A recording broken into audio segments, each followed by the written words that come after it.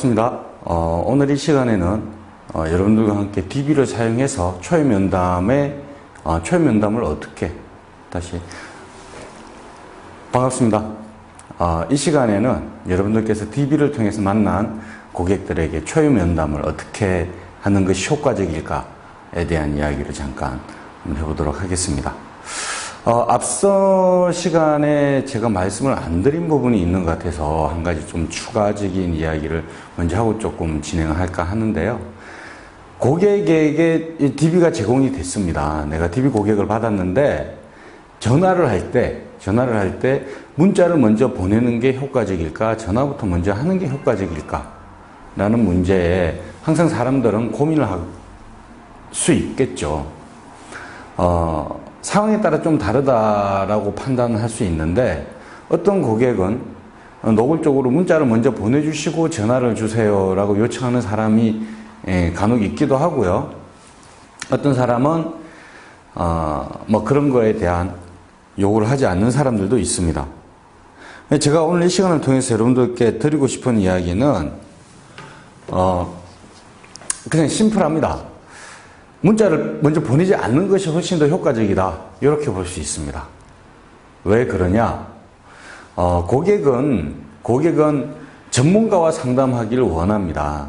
전문가와 상담하기를 원하는데, 많은 우리 보험업계에 종사하는 사람들이 고객이 원하는 전문가, 우린 전문가 맞기는 한데요, 고객이 원하는 어떤 그런 전문가의 기준에 과연 맞을까 안 맞을까에 대한 생각을 한번 해본다면, 결국에는 고객은 보험 설계사를 만나게 되는데, 고객은 보험 설계사를 전문가로 생각하지 않는 경향이 있더라.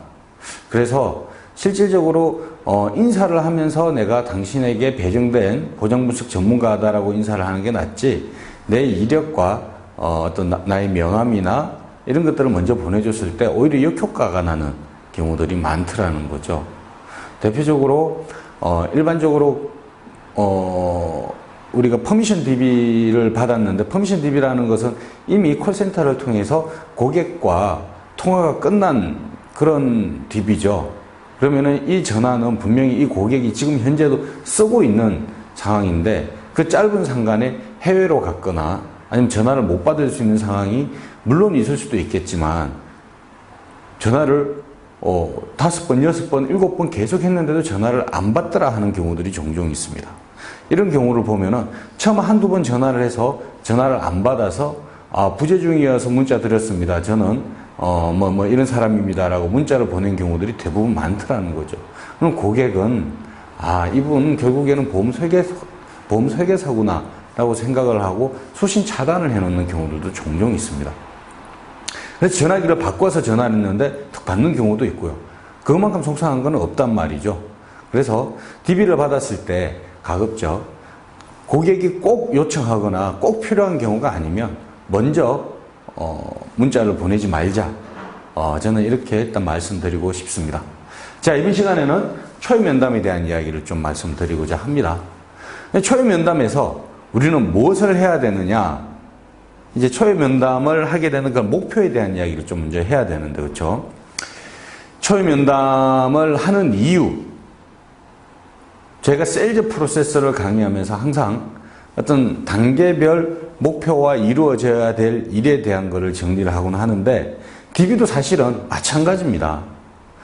내가 고객 발굴을 데이터베이스를 통해서 발굴을 한 거지, 일어나는 일련의 세일즈 프로세스는 똑같습니다. 이제 다만 고객이 누군가에게 상담 요청을 했다라는 건 어떤 특정 부분에 대해서 상담 요청을 했다라고 분명히 받아들일 수가 있거든요. 예를 들면은 내 보험료가 제대로 너무 과도하게 지출되는 것이 아닌지 궁금하다라는 하든지, 아니면은 내가 암보험이 좀 부족한 것 같은데 암보험을 좀 추가적으로 가입할 수 있는 게 있는지, 혹은 요즘에 실손보험이 이슈다라고 치면은 실손보험 지금 거를 유지하는 게 좋은지, 아니면은 이번에 새로 나온 실손보험을 갈아타는 게 좋은지, 여러 가지 의문사항이 있을 수 있다라고 볼 수 있는 거죠. 그거를 녹취를 통해서 확인했거나 아니면 정보를 통해서 확인했다라고 치면은 모든 초연 면담의 시작은 여기서 출발을 해야 되지 않는가라고 생각을 해봅니다. 제가 이런 말씀을 드리는 게 너무나 당연한 이야기인데요. 간혹 이것조차 놓치고 진행하는 경우들이 굉장히 많더라는 겁니다. 자, 초연 면담의 첫 번째 목표는 고객의 요청사항입니다. 고객의 요청사항을 내가 어떻게 효과적으로 해결해 줄 것인가에 대해서 초점이 좀 맞춰져 있어야 됩니다. 그리고 고객의 요청사항은 고객의 요청사항이고 내가 판매해야 될 보험의 상품 예를 들어서 있다라고 하면은 그건 이제 후순위로 밀어놔야 되겠죠. 뭐가 우선순위인지에 대해서 잘 생각을 했으면 좋을 것 같습니다. 이유야 어쨌든 고객이 뭔가를 요청하고 뭔가를 원했을 때 그걸 하면서 내가 원하는 걸 해야 됩니다. 그렇죠? 1순위가 고객의 요청사항을 먼저 다뤘다면 2순위는 이제 내가 원하는 걸 진행을 해야 되는데 내가 원하는 걸 진행하기 위해서 가장 필요한 건 고객의 정보가 되는 거죠. 고객의 정보를 우리가 먼저 받아내는 것이 가장 중요하다라고 말씀을 드릴 수 있는데 소위 우리는 이거를 FF라고 이야기를 합니다. FF라고 이야기를 합니다. Fact and Feeling Finding을 우리는 FF라고 이야기하죠. 고객의 정보를 우리가 어떻게 효과적으로 받아들일 수 있을 것인가. 근데 이 FF, 고객의 정보를 받기 위해서는 제일 먼저 뭐를 해야 됩니까? 아, 내가 이 사람한테 내 정보를 줘야 되겠구나라는 생각이 들게끔 만들어줘야 되겠죠. 우리는 그런 거를 소위 니즈 환기라고 부릅니다. 다 알고 계시는 내용이지만 다시 한 번 더 짚어가겠습니다. 우리는 그런 이야기를 니즈 환기라고 부릅니다. 니즈를 불러일으킨다는 뜻이죠. 그렇다면 니즈는 과연 무엇일까?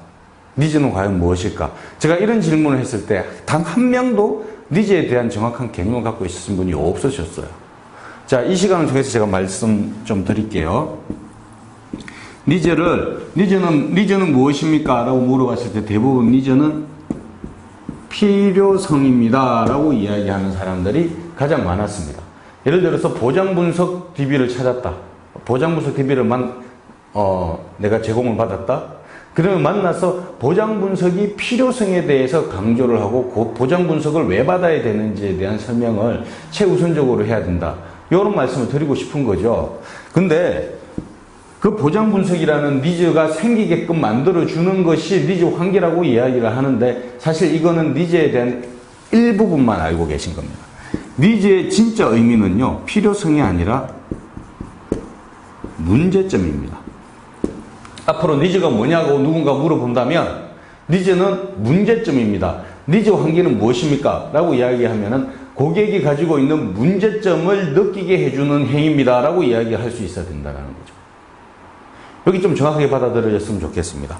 자, 니즈는 문제점이라고 제가 말씀드렸습니다. 그럼 문제점을 개념적으로 표현하면은 이게 현재 상태고요. 이게 원하는 상태라고 가정을 했을 때 현재 상태와 원하는 상태에 이만큼의 갭이 있죠. 이 갭이 사실은 문제점이며 니즈라고 이야기를 한다는 겁니다.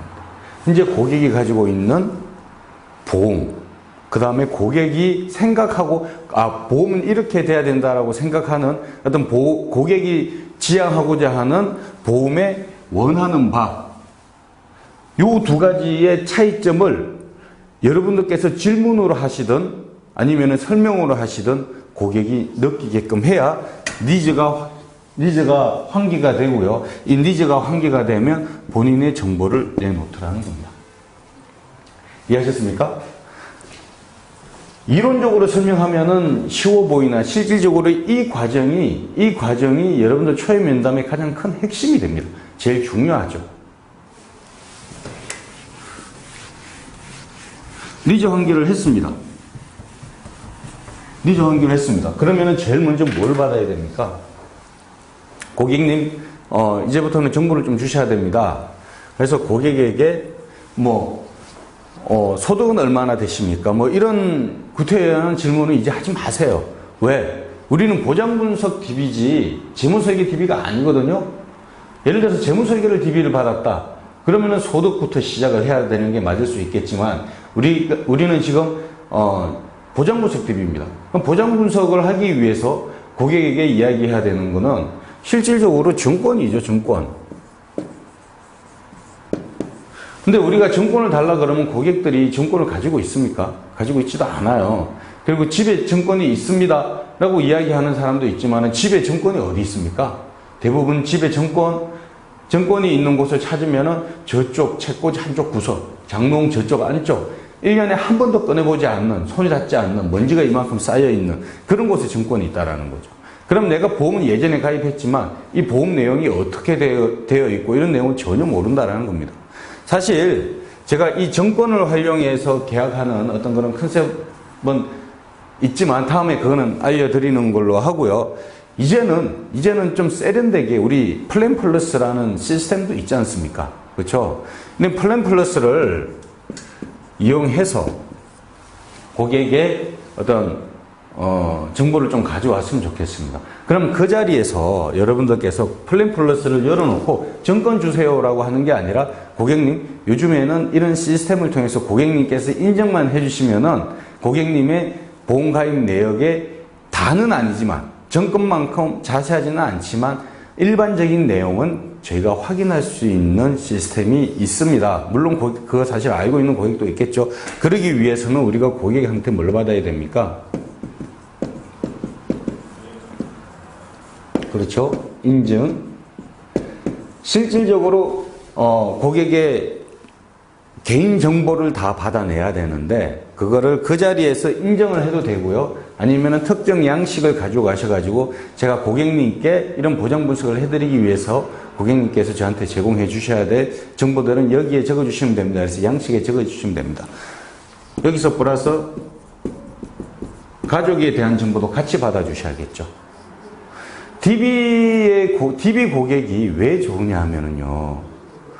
일반적으로 소개받아서 가는 것보다 아니면은 지인 시장보다 DB는 가족 계약으로 이어갈 확률이 굉장히 높다라는 그걸 좀 알고 계셨으면 좋겠습니다. 물론 알고 계신 분도 많겠지만 통상 한 사람을 만나면 한 건 혹은 그 사람에 대한 보장만 해주고 빠지는 경향이 사실 많습니다. 몰라서 그러는 게 아니고 습관적으로 이제 이 사람에게 더 이상 요구하는 게 미안해서 그런 경우들도 종종 있는 것 같아요. 고객에게 내가 정보를 요청할 때는 항상 이 가족 정보도 같이 요청을 해 주셔야 됩니다. 이 가족의 범위는 형제, 부모, 자녀, 최소한 이 정도는 받아주셔야 돼요. 예를 들어서 4인 가족이다. 남자를 만났다. 그럼 배우자하고 자식만 2명, 이렇게 4명을 받아오는 게 아니고 그분의 형제도 있을 수 있고요. 그 부분에 부모도 있을 수 있잖아요. 그럼 이 형제 중에 결혼을 한 사람이 있을 수 있고요. 미혼인 사람이 있을 수 있고, 결혼을 한 사람은 그 형제가 있고 그 배우자도 있을 수 있고요. 그 자녀가 있다라는 것까지만 받아주는 것만 해도 굉장히 큰 정보를 우리가 받아오는 겁니다. 그렇죠? 그래서 한 명이 고객을 만났을 때 우리가 원하는 정보를 주르륵 다 받기 위해서는 어떤 특정 양식을 이용하는 것이 효과적일 것이고요. 그거는 양식이니까 정해진 거는 없습니다. 여러분께서 원하시는 정보, 얻고자 하는 정보들을 자유롭게 엑셀로 만드셔도 좋고 워드 파일로 만드셔도 좋으니 만드셔서 고객님, 이제 내가 고객님과 함께 이런 프로세스를 진행을 할 텐데 그러기 위해서 고객님께서 저한테 제공해 주셔야 되는 그런 정보들은 여기에 적어 주시면 됩니다. 그리고 공개하기 조금 불편한 것들은 안 적으셔도 됩니다. 다만 고객님 개인 정보에 대해서는 저한테 정확하게 적어 주셔야지 좀 더 효과적으로 이야기할 수 있지 않을까라고 생각합니다. 요거까지가 초임 면담의 목표가 되어야 된다는 겁니다.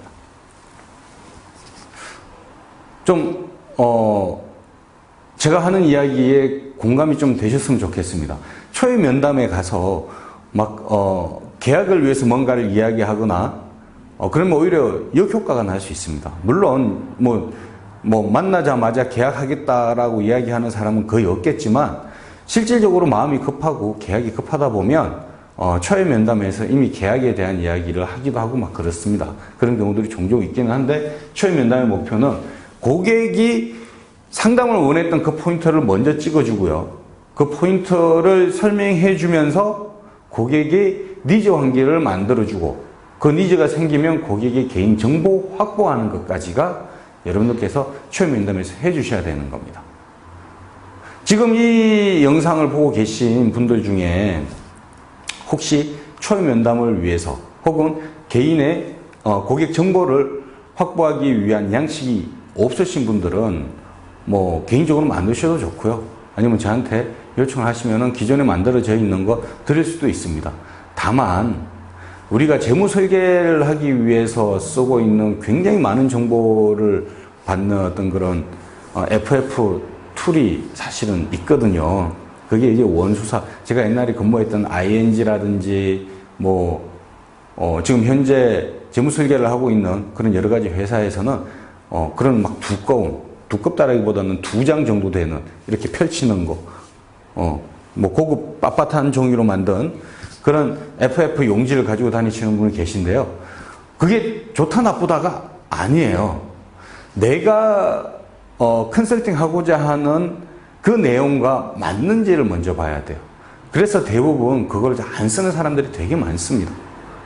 여러분들께서는 여러분들한테 맞는 FF 용지를 좀 가지고 다니시면서 좀 고객의 개인정보를 받았으면 좋겠고요. 다시 한번 말씀드리지만 고객의 개인정보는 필수, 거기서 플러스 가족정보까지 받아주시면 여러분들께서는 훨씬 더 다끈의 계약으로 이어갈 수 있지 않을까 생각을 한번 해봅니다. 프로세스에 대한 이야기를 잠깐 드릴게요. 툴은 플랜 플러스라든지 여러 가지가 있으니까 툴은 여러분들께서 가지고 있는 걸 쓰시면 될 것 같고요. 상담의 프로세스 정해져 있는 건 없습니다. 그런데 누구를 만나든 나는 이 이야기는 꼭 하고 온다라는 그런 컨텐츠는 몇 가지 있어줘야 돼요. 그게 사회 이슈에서부터 출발하든 아니면 본인의 영어 컨셉으로부터 출발하든 나는 이 이야기는 꼭 하고 돌아선다라는 거. 대표적으로 많이 하는 이야기가 실손의 변천사죠. 제가 고객들한테 이렇게 물어보면 우리 FP들한테 미팅을 해보면은요, 일 잘하는 FP들의 가장 큰 공통점이 고객을 만나면은 실손에 대한 설명을 먼저 해준답니다. 저 역시 저한테 개인적으로 문의를 해오는 그런 고객들한테는 보험은 어떻게 가입해야 되고 왜 가입해야 되고 어디서 출발해야 되는지에 대한 설명하면서 실손 이야기는 빠뜨리지 않습니다. 과거에는 실손이 어땠고요, 단독 실손이 어떻고요, 지금은 어떻게 변해가고 있고요, 앞으로는 어떻게 변할 겁니다. 그래서 실손은 어디까지 효용이 있고요, 실손은 너무 좋지만 실손이 가지고 있는 문제점이라든지 함정, 부족한 점들을 이제는 보완해 나가는 이런 과정이 사실 보험을 가입하는 그런 추세가 되고 있습니다 라고 이야기하는 경우들이 종종 있더라는 거죠. 자, 보장의 3요소.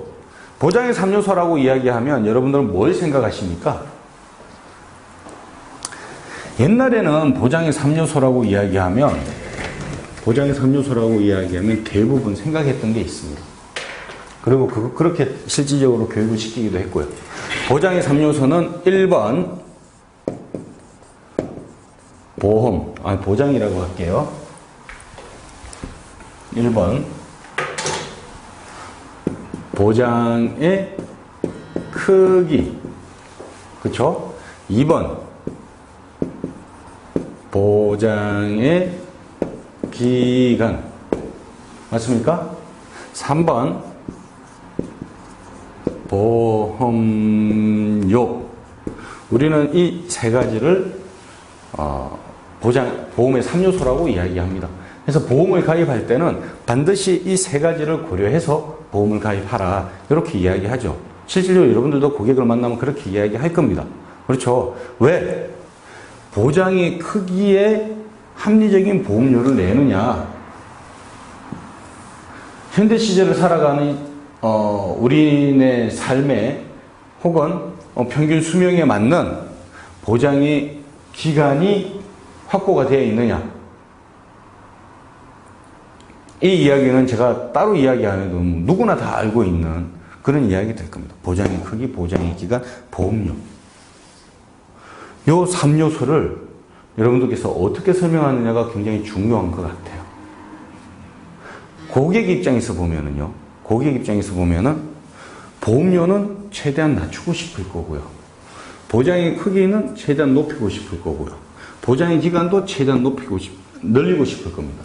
그래서 통상 많은 사람들이 저한테 문의를 합니다. 고객들이 이렇게 문의를 하죠.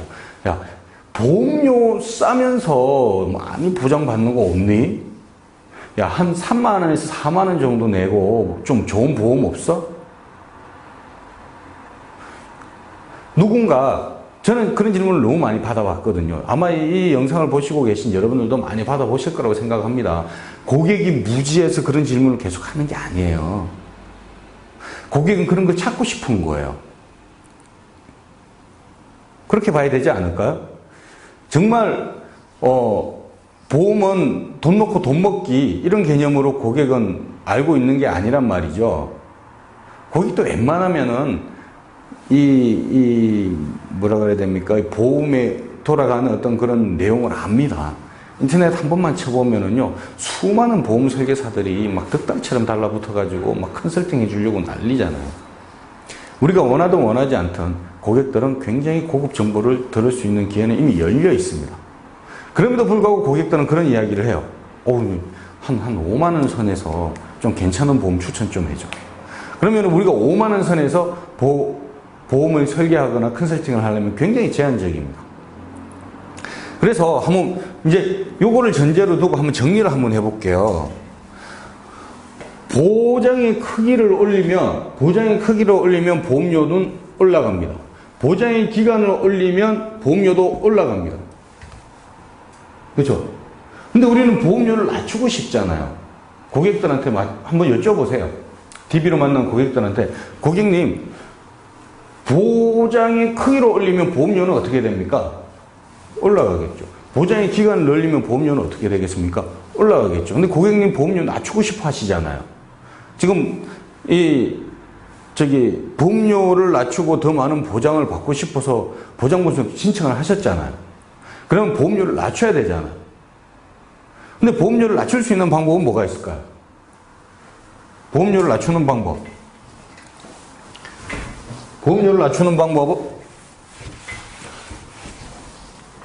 1번, 보장의 크기를 줄인다. 보장을 낮추면 보험료 줄어들겠죠. 2번, 보장의 기간을 줄인다. 보장의 기간이 100세에서 60세 뭐 이렇게 줄이면 보험료가 확 떨어지겠죠. 3번,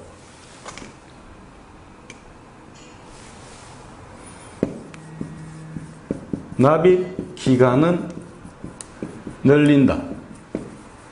제가 한 번씩 여쭤봐요. 납입 기간이 길게 하면 길게 할수록 좋을까요? 짧게 하면 짧게 할수록 좋을까요?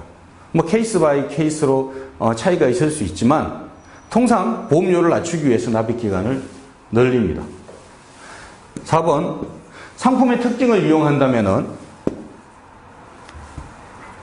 무해지 혹은 저해지 상품으로 설계한다. 뭐 이런 방법들이 있을 수 있겠죠. 우리 이미 다 하고 있습니다. 근데 우리가 양보하지 말아야 될 거, 고객은 보장분석 DB라고 가정을 했을 때 고객은 뭘 원하죠? 보장의 크기를 높여주기를 원합니다. 지금보다 더 많은 보장을 받기를 원해요. 그리고 항상 이야기하죠. 보험료는 줄여달라고 이야기합니다. 그럼 우리 이거는 포기할 수 없습니다. 그렇죠? 보장의 크기는 줄이는 게 아니고 오히려 보장의 크기는 늘려야 됩니다.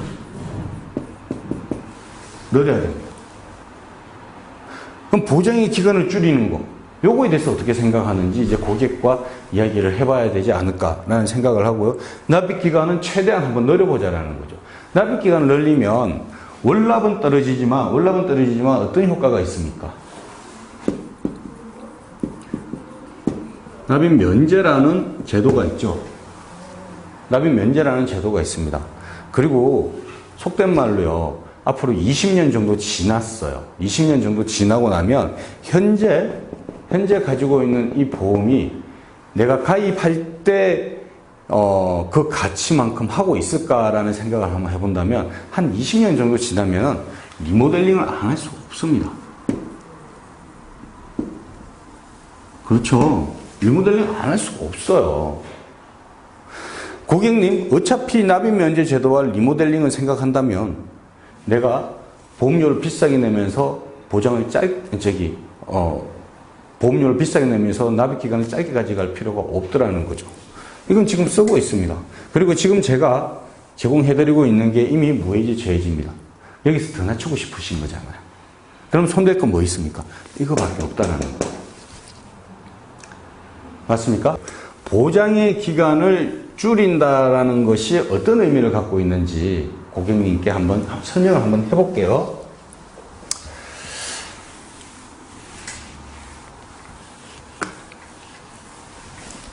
자, 고객님, 이렇게 한번 고객들한테 물어보세요. 고객님, 옛날 보험이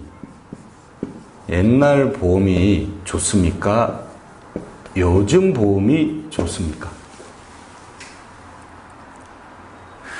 요 질문에 아마 많은 고객들이 막연히 옛날 게 더 좋지라는 생각을 할 수 있을 거라고 저는 생각을 합니다.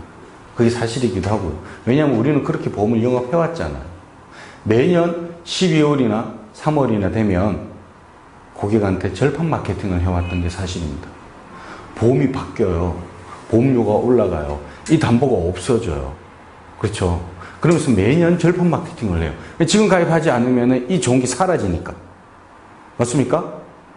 고객은 이런 데 익숙해 있단 말이죠. 그리고 가입하는데 몇 년이나 또 지났어요.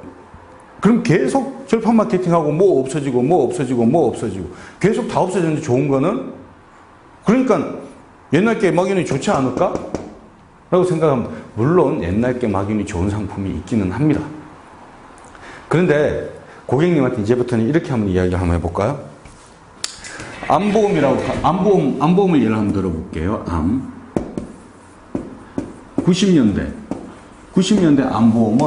90년대 암보험은 주로 수술비와 입원비로 구성되어 있었습니다. 진단비, 약간의 진단비 포함해서요. 동의하시죠? 자, 2000년도에 들어오면서 진단비가 강조됐습니다. 이 진단비가 강조되는 게 뭐 이제 안 걸리면은 가족이 이제 생활해야 되고 뭐 생활비도 필요하고 뭐 요새 암 최소한 뭐 1억 원 있어야 되고 막 이런 이야기를 시작하면서 진단비 위주의 암보험이 팔렸죠. 물론 당연히 수술비, 입원비는 따라갑니다. 그렇죠? 그리고 암에 한 번 걸린 사람은 뭐 자연 사는 경우는 거의 없죠. 암에 한 번 걸린 사람은 대부분 뭐로 죽죠? 네, 맞습니다. 암으로 죽습니다. 재발하는 거죠, 재발. 예전에는 암 한 번 걸리면 암 진단비 주고 이제 이 진단비는 끝났습니다.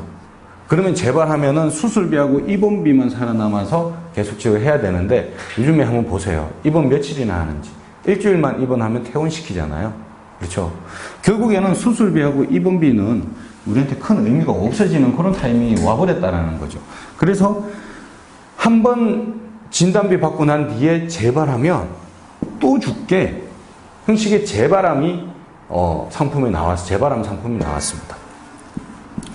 재발암 상품이 나오고 난 뒤에 요새는 표적 항암 치료를 많이 하네. 이 비싸서 제대로 못했는데 표적 항암을 할 수 있게끔 표적 항암 치료비 나왔고요. 지금 뭐 중성자 치료. 앞으로 이 암을 치료하기 위해서 얼마나 많은 기술이 의료 기술이 발달할 것이며 그 의료 기술의 발달에 맞춰서 보험 상품도 이거 치료하기 위해서는 보장이 필요하지 않습니까? 예를 들어서 한 20년 후에 30년 후에 주사 한 방만 맞으면 암이 깨끗하게 치료돼. 근데 이 주사 한 번 놨는데 이게 1억이야. 근데 지금 옛날에 가입했던 이거 가지고는 이건 별로 의미도 없어. 이제 수술도 이분도 아니니까 그냥 주사만 맞으면 되는데. 그런 경우에 뭐 치료할 수 있는 게 있습니까? 그렇죠. 결국에는 세상이 바뀌면 상품도 바뀌고, 뭐, 보험도 바뀌더라. 이제 이렇게 저는 좀 보고 싶어요. 그럼 옛날 암에 대비해서 지금 암이 이거보다 좋습니까? 나쁩니까? 라는 질문을 한번 이제 고객들한테 한번 주고 싶다라는 거죠. 실질적으로 제가 내 지인이나 내 고객들한테 이렇게 이야기를 했을 때, 요즘 게 좋지. 100% 요즘 게 좋습니다. 다만 옛날 게 좋은 거는 딱 한 게 있어요. 딱 한 개. 보장의 폭이 넓어요. 보장의 폭이 넓지만 문제가 뭐냐면은 보장의 크기가 작았어요. C코드는 다 줬다. 뭐 이런 식으로 하고 갑상선이고 뭐고 다 일반암이었다. 근데 그 당시에 일반암 2천만 원, 3천만 원밖에 없었단 말이죠. 그 다음에 이율이 높았어요. 자, 뭐 지금 이 시간을 통해서 설명하기에는 좀 적절치 않은 거지만 이율이 높으면 보험료는 내려가고 이율이 낮으면 보험료는 올라갑니다. 이거는 누구나 아는 상식이죠. 고객들은 이거 잘 모르는 경우들이 있습니다. 자, 여러분들께서 보험료가 오르는 이유가 물가 상승률 때문에 보험료가 오른다고 생각하시는 분은 안 계시겠죠? 우리가 IMF 이후로 90년대 후반 이후로 이율이 계속 내려왔습니다. 상대적으로 이율이 계속 내려왔으니 보험료는 계속 올라가는 거죠. 이 개념 좀 이해가 잘 되셨으면 좋겠습니다. 그래서 과거에는요, 이율이 높아서 보험료가 상대적으로 쌌었다. 이렇게 생각하시면 될 것 같아요. 이거는 이제 바꿀 수 없는 이야기죠. 요거 두 개 말고는 요즘 보험이 더 좋은 거라고 생각은 드는데, 그럼 좋다 나쁘다라는 개념을 가지고 가는 게 아니라 고객한테 이렇게 설명하면은 좀 거부감 없이 전달이 될 수 있을 것 같습니다. 고객님, 옛날 보험이 좋다, 뭐 요즘 보험이 좋다 이렇게 이야기하는 것보다는요, 고객님, 보험은 점점 진화합니다. 동의하십니까? 예, 보험은 좋아진다, 나빠진다라는 표현을 하고 싶지는 않고요. 보험은 점점 진화합니다. 의료기술에 맞춰서 진화하고요. 물가 상승률에 맞춰서 진화하고요. 우리 현재 사람 몸에 맞춰서 진화합니다. 이 진화에 맞춘 이 보험 상품과 우리가 템포를 맞춰가야 현재 치료를 하고 있는 이 치료 기술과 같이 보장을 받을 수 있다. 이렇게 저는 볼 수 있다라는 거죠. 그러면 옛날에 20년 전에 가입했던 90년도 후반에 가입했던 이 암보험이 지금의 암보험과 비교해서 나보다 좋다라고 이야기하기는 어렵지만 이때의 보장을 가지고 지금의 표정 하감이라든지 중성자 치료라든지 어떤 고급적인 약물 치료를 하기에는 부담스럽다. 이렇게 볼 수 있죠. 그러면 최소한 20년마다 한 번씩은 요거를 리모델링 해줘야 되지 않을까요? 이해되시죠? 또 한 가지. 옛날에는 보험의 기간을 길게 하는 게 사실은 맞았습니다. 옛날에는 보험의 기간을 길게 하는 게 맞았어요. 왜? 몇 가지 이유가 있습니다. 옛날에는 진짜 65세가 넘어가면은 가입할 수 있는 보험이 없었습니다. 그렇죠? 2000년대 초반만 해도요, 당뇨, 고혈압, 가입할 수 없었습니다.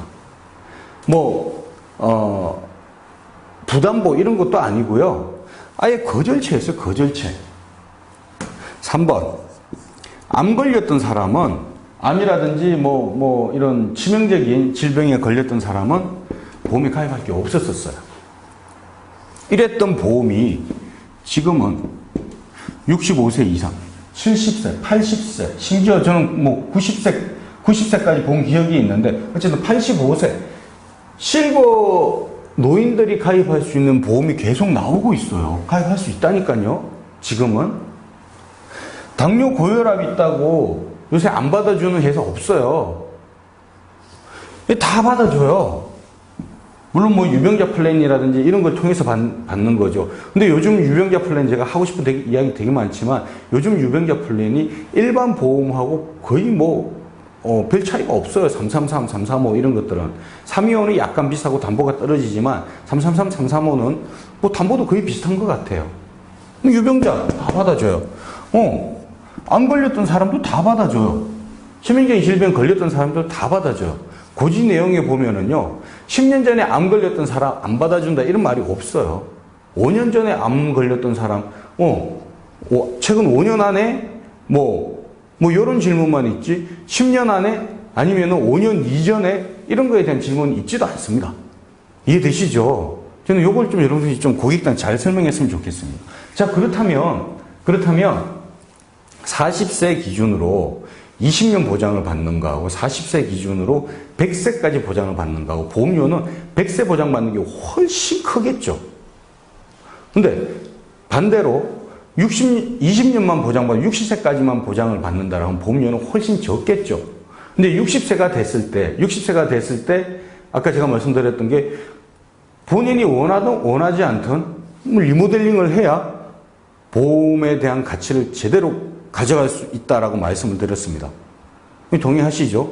두 번째, 그때 어떤 문제가 생겨서 가입할 수 없으면 어떡하지? 옛날에는 이런 문제 때문에 가입할 수 있을 때 길게 가져갔었는데요. 지금은 이런 문제 때문에 가입할 수 없는 경우들이 별로 없습니다. 그럼 60세 때 됐을 때 내가 어떤 신체적인 질병이라든지 문제가 생겼어. 그럼 어떻게 해야 됩니까? 기존에 했던 거 갱신하면 되는 거죠. 갱신하면 되는 거야. 만약에 문제가 안 생겼다. 그럼 리모델링 하면 되는 거예요. 갱신 보험료와 새로 가입하는 보험료의 차이는 여러분들께서 아마 경험해 보신 건 있겠지만은 갱신이 더 비싸, 이상해. 새로 가입한 게 더 싸. 이 문제는 저는 왜 이런지에 대해서 계리를 잘 모르니까 설명드리기는 어렵지만 어쨌든 내가 질병이 생겨서 새로 가입하는 상황이 못 된다라고 판단되시면 갱신을 하시면 되는 거고요. 내가 어차피 이런 문제가 없다 혹은 있다 하더라도 가입할 수 있는 상황이 된다 라고 생각하시면 새로운 보험으로 리모델링을 받으시면 되는 거예요. 고민하실 필요가 없습니다. 요게 지금 이제 영상이기 때문에 제가 뭐 자세한 설명을 드리기는 어렵지만 절대 피해야 될 것들이 있습니다. 첫 번째, 종신이나 연금과 같은 저축성이 강조되는 그런 상품들은 손대시면 안 됩니다. 여러분들께서 손대셔야 되는 것들은 소멸성 보험, 보장성만 강조되어 있는 그런 보험들 위주로 여러분들께서 좀 손대셨으면 좋겠습니다. 그리고 20년 납 100세 만기 이런 상품이 있다라고 가정을 했을 때 반 이상 납입을 했어. 이런 것들도 손대시면 안 되겠죠. 그래서 상황을 봐서 이분이 가지고 있는 보험이 좋다 나쁘다를 판단하는 것이 아니고요. 고객이 합리적인 보험료를 내고 합리적으로 보장을 받을 수 있고 현재 내는 보험료보다 현격히 줄일 수 있다면 그 방법을 제안해드리고 고객이 동의를 하시면 진행하시면 됩니다. 설계해 보시면 아시겠지만 100세 만기로 설계한 거와 20년 보장으로 설계한 거, 40세 기준으로 100세까지 보장받는 거와 60세까지 보장받는 거의 보험료 차이는 어마어마합니다. 보험을 아는 사람은 당연히 그렇다라고 생각하겠죠. 근데 어차피 60세 때 리모델링 받으셔야 돼요. 너무 옛날 거거든요. 그렇다면 100세 만기 상품을 가입해서 많은 보험료를 20년 동안 내다가 어차피 리모델링 받으실래요? 아니면은 적당한 보험료, 굉장히 저렴한 보험료를 내고 20년을 보장받으실래요? 어차피 여기서는 한번 뒤집어져야 됩니다. 라는 컨셉을 가지고 가신다면 충분히 서로 대화가 통하지 않을까 생각을 합니다. 그리고 남는 돈이 있죠. 예를 들어서 내가 20만 원을 납부하고 있었는데 이런 형식의 컨설팅을 통해서 10만 원이라도 줄어들었다 라고 하면 이 10만 원은 저축성, 변액 이런 것들로 추가적인 판매로 이루어질 수 있다는 거. 20년 동안 10만 원씩 계속 또 내는 것도 나쁘지 않거든요. 고객 입장에서. 이거는 순수 이제 저축성, 연금형 어떤 그런 상품이기 때문에. 그래서 여러분들이 세트 판매하기에도 훨씬 더 유리한 컨셉이지 않을까. 그래서 내가 이런 컨셉으로 고객을 만족시켰다. 라고 생각을 하신다면, 고객이 그렇게 받아들였다 하면은, 아까 제가 앞서 말씀드렸던 가족들 명단 적은 거 있죠? 당당하게 이 가족들 소개를 해주시면은, 요와 같은 컨셉으로 만들어 드리겠습니다. 왜? 과거에는 전부 납입 기간을 길게 가져가고 있었단 말이죠. 요거는 이제 하나의 팁으로 말씀을 드립니다. 여기 정답은 아니지만 저는 이렇게 생각한다. 여러분들과 저하고 공감대가 만들어진다면 그렇게 하면 될 것 같아요. 이게 아니더라도 여러 가지 컨셉들은 있을 수 있으니까 여러분들만의 컨셉을 좀 가져갔으면 좋겠습니다.